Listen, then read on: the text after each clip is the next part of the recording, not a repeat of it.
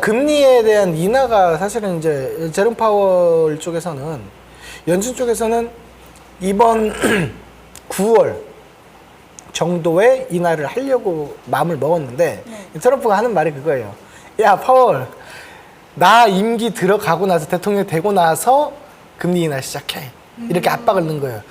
그러면 너 임기 기간 늘려줄게. 이게 나온 거예요. 그러니까 압박을 하는 거지. 왜 이렇게 되냐면 결국 인하는 하긴 할 건데 자기 정권 시대에 인하를 해야 경제가 살아나는 것을 이제 그림을 만들어주면서 내가 해냈다라는 명분이 생겨버린단 말이지. 그렇기 때문에 자꾸 이런 모습들이 나온다라는 게 체크 포인트고, 그 다음에 이제 여러분들이 다 아는 이제 얘기입니다. 결국에는 트럼프가 대통령이 되면 중국하고 또 싸워요. 그렇겠죠. 지금도 싸우고 있는데 그렇죠. 더 싸운단 말이에요. 격렬하게 싸우겠죠. 예, 더 싸워요. 국가 열심히 때리고. 예, 이 트럼프 정권 과거 때도 엄청나게 싸웠는데 지금 또 그게 시작될 수 있다는 거예요. 그래서 모든 국가, 그러니까 미국 입장입니다.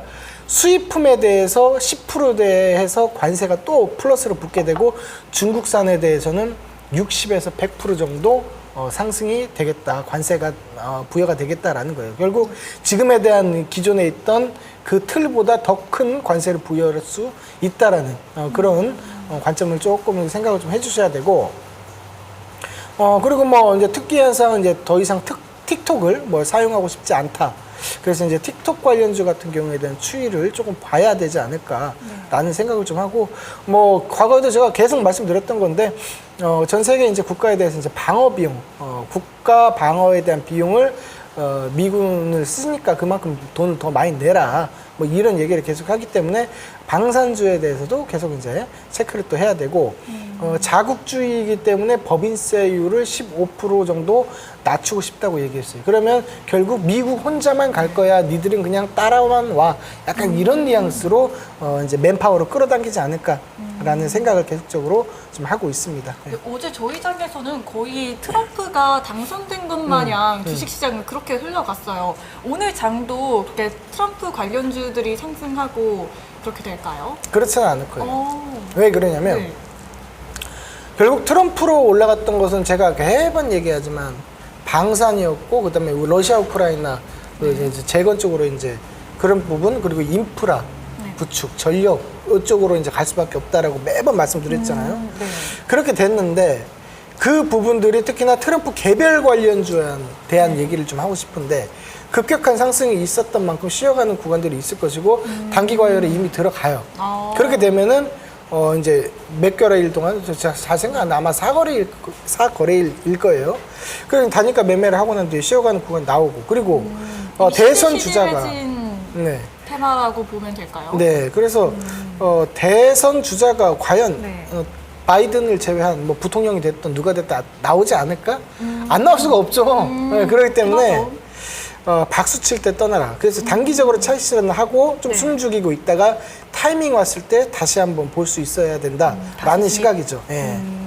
그렇게 좀 봐주시면 좋겠고, 그리고 이제 오늘 아침에 이제 좀 기사를 몇 개 읽고 왔는데 체코 원전 수주 관련주들 이거 좀 이제 다른 방송국에서도 되게 이렇게 시끌시끌 하더라고요. 이제 전문가님의 의견을 들어보고 싶어요.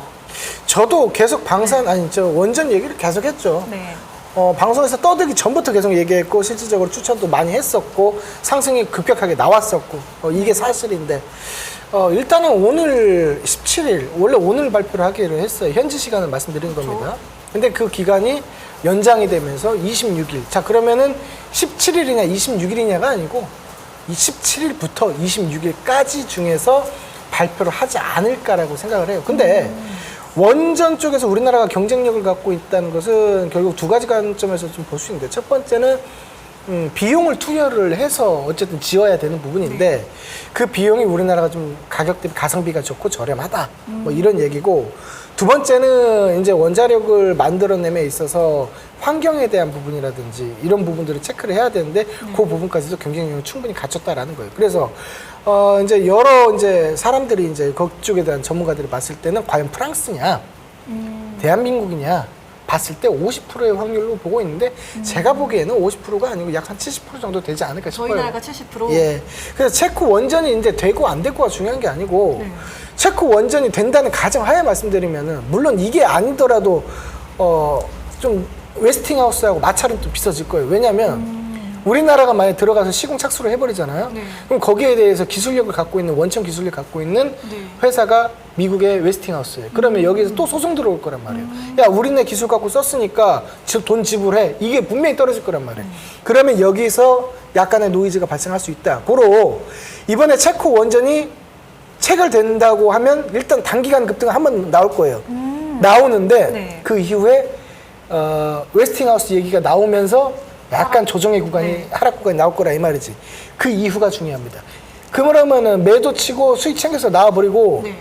저가 구간에서 진입할 타이밍이 언제냐? 딱 두 가지 포인트예요. 체코 이외의 동유럽 국가에서 네. 원전으로 갈 수 있는 부분. 특히나 이탈리아 같은 경우도 원전에 대한 교체에 대해서 시기가 왔단 말이에요.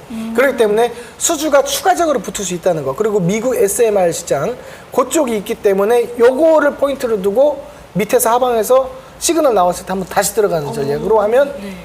다 뽑아 완전히 그냥 뭐 골수까지 뽑아 먹을 수 있어요.